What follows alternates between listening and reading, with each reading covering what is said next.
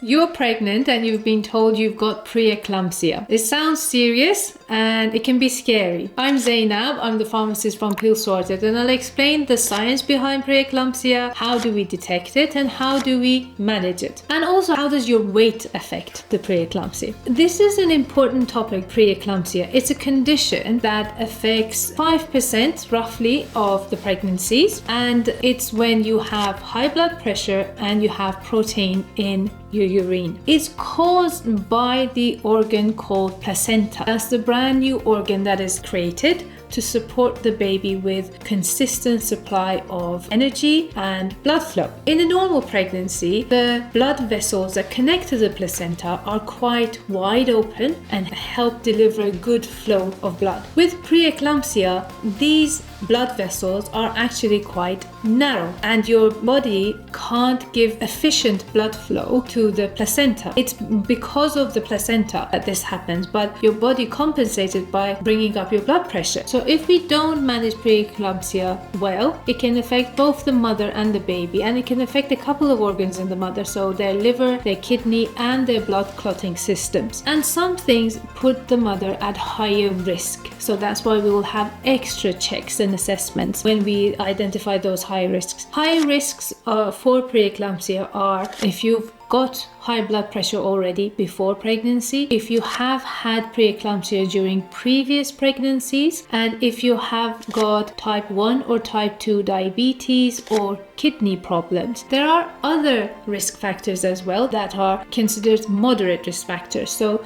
those are if you're over 40, if your BMI is quite high. So that's why your weight has a big effect and it's the most modifiable risk factor of preeclampsia that is in your hands. So if your BMI is high and if you've got a family history of preeclampsia, or if you've got more than one baby at once, you're pregnant with more than one baby, this will put you at a moderate risk. So if there's a couple of moderate risks together, that will be counted as a high risk as well. I just want to touch base a little bit about the BMI. So if the risk of preeclampsia almost doubles when the BMI goes overweight. So if you have one high risk or you have two or more of the moderate risk, you'd be put on aspirin. A low dose of aspirin is one of the oldest medications out there, is one of the safest medications out there, and it drastically decreases the risk of preeclampsia for the mother and the baby because it helps improve the blood flow through the placenta. And the other important thing is, it's really important how much weight you're gaining over the pregnancy. So if you gain too fast weight, or if you've been overweight and going into the pregnancy, managing your weight becomes really important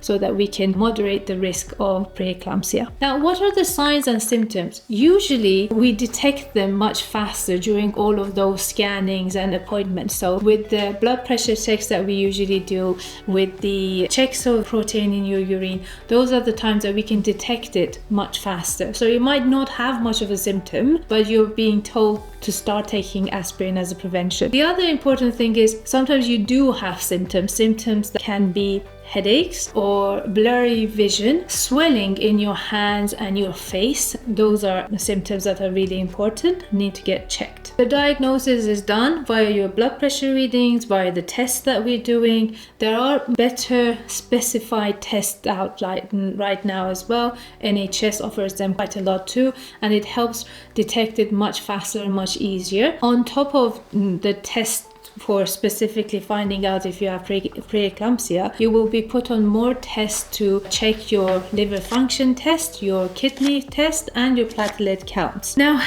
if you have any of those risks, or if you've been diagnosed already for preeclampsia, you will be monitored much more closely. You might be told that you need to deliver the baby sooner than week 40 as well, so around week 37 to 38, because the only actual cure for preeclampsia is actually birth and the removal of the placenta. That will help get the body back into normal blood pressure. You might be given some blood pressure medication to lower your blood pressure as well. These would be specific ones that are safer during pregnancy, like nifedipine, labetalol, but these are important to be discussed with your healthcare professional. And in some cases, you might be given some magnesium so that to prevent chances of seizure and eclampsia. What do you need to look out for? if you feel nausea and vomiting, you have blurry vision, or you feel really unwell suddenly, or you have any swelling in your face and your hands that have just come up suddenly, these are important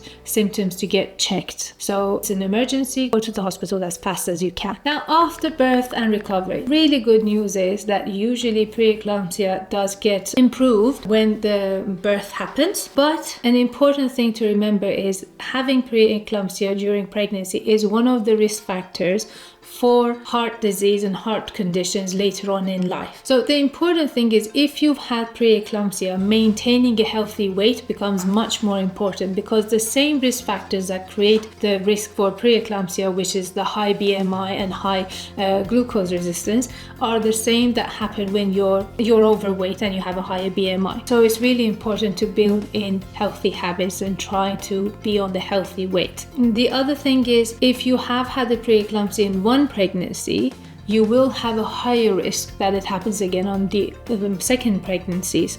So be careful. You'll be put under more assessments and you'll be offered aspirin from much sooner, from week 12 basically, and you'll be monitored more carefully. As a recap, preeclampsia is a condition that the placenta causes high blood pressure and it can affect multiple of your organs. It is detectable and it is manageable. Your weight, your metabolic health will have an influence on that risk, and the good thing is preeclampsia will be relieved after you've had the baby. This video is part of our pregnancy series videos. Visit our website and reach out to us for that clinician-led safe advice. Thank you.